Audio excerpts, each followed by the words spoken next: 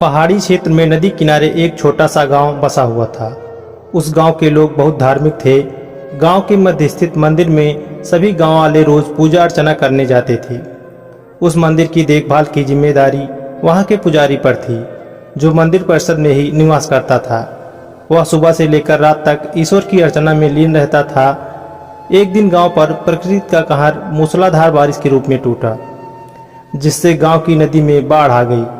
बाढ़ का पास कर गया तो गांव के लोग घर छोड़कर सुरक्षित स्थान पर जाने की तैयारी करने लगे। एक व्यक्ति को गांव छोड़कर जाने से पहले मंदिर के पुजारी का ध्यान आया और वह भागता हुआ मंदिर पहुंचा। वहां पहुंचकर वह पुजारी से बोला, पंडित जी, बाढ़ का पानी हमारे घरों में घुसने लगा है। धीरे धीरे बढ़ते हुए वो मंदिर तक भी पहुंच जाएगा। यदि हमने गांव नहीं छोड़ा तो बाढ़ में बह जाएंगे। हम सभी सुरक्षित स्थान पर जा रहे हैं, आप भी हमारे। लेकिन पंडित उस व्यक्ति के साथ जाने को राजी नहीं हुआ। वह बोला, मैं तुम लोगों जैसा नास्तिक नहीं हूँ। मुझे भगवान पर पूरा भरोसा है।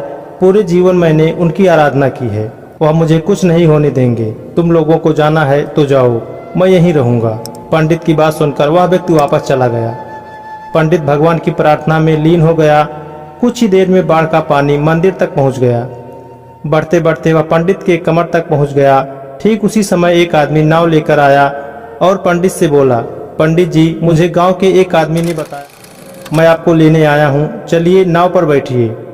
पंडित ने वही बात नाव वाले व्यक्ति से भी कही जो उसने पहले व्यक्ति से कही थी, और जाने से इनकार कर दिया। नाव लेकर आया व्यक्ति चला गया। कुछ देर में ही पानी मंदिर की छत तक पहुंच गया।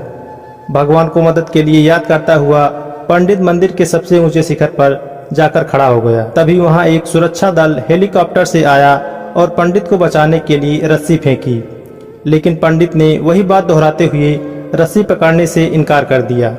सुरक्षा दल का हेलीकॉप्टर दूसरों को बचाने के लिए आगे चला गया। अब बाढ़ का पानी मंदिर के शिखर तक आ गया था। वहां खड़ा पंडित डूबने लगा।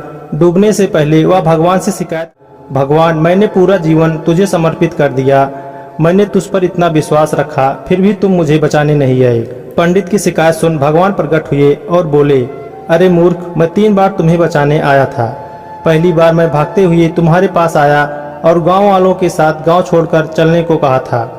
फिर मैं नाव लेकर आया और अंत में हेलीकॉप्टर। अब इसमें मेरी क्या गलती कि तूने मुझे पहचाना नहीं। पंडित को अपनी गलती समझ में आ गई, लेकिन तब तक बहुत देर हो चुकी थी।